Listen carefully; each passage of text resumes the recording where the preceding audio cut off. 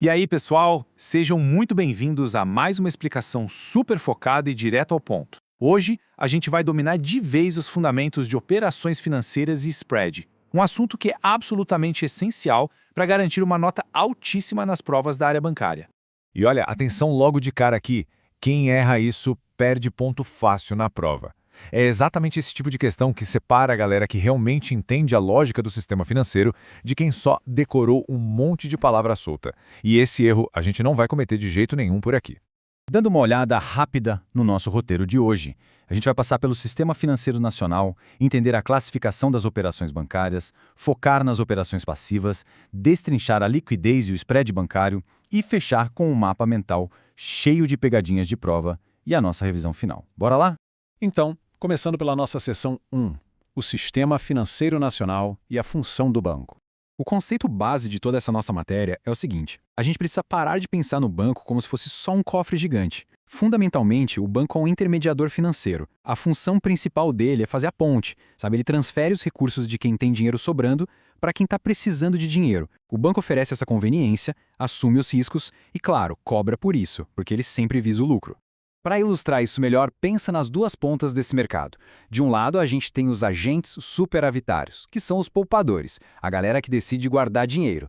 Do outro lado, ficam os agentes deficitários, que são os tomadores de crédito ou investidores precisando de grana.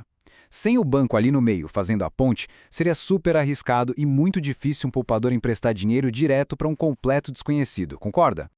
Entendido esse papel, vamos para a seção 2, a classificação das operações bancárias, ativas, passivas e acessórias. O dia a dia das operações bancárias se divide em grandes blocos. A gente tem as operações principais, que são basicamente o coração do banco, e elas se dividem em ativas e passivas. E, correndo ali por fora, a gente tem as operações acessórias. Entender a diferença exata entre cada uma delas é o que vai garantir que a gente escape das armadilhas da banca examinadora mais pra frente. Essa distinção aqui é vital. Nas operações ativas, o banco pega o dinheiro e empresta para alguém. Nesse momento, o banco vira o credor. Ele tem um ativo na mão, um direito, um crédito para receber no futuro. Já nas operações passivas, acontece o inverso. O banco capta o dinheiro.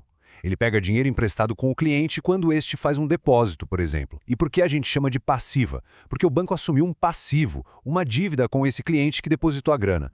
E para fechar essa classificação, a gente tem as operações acessórias. Aqui, o banco não capta nem empresta dinheiro de ninguém.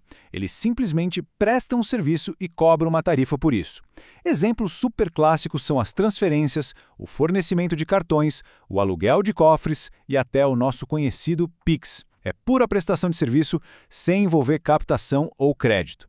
Avançando agora para a seção 3, entendendo as operações passivas e os tipos de depósitos.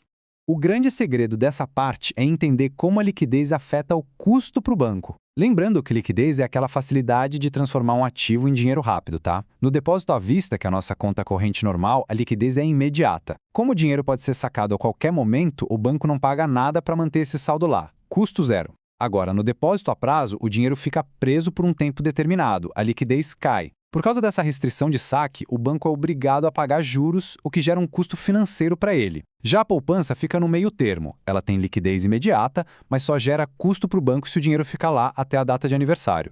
Isso nos leva direto para a seção 4, liquidez e spread bancário, a lógica do lucro. Prestem muita atenção porque esse é o ponto crucial, o famoso spread bancário. Ele é literalmente a lógica pura do lucro do banco.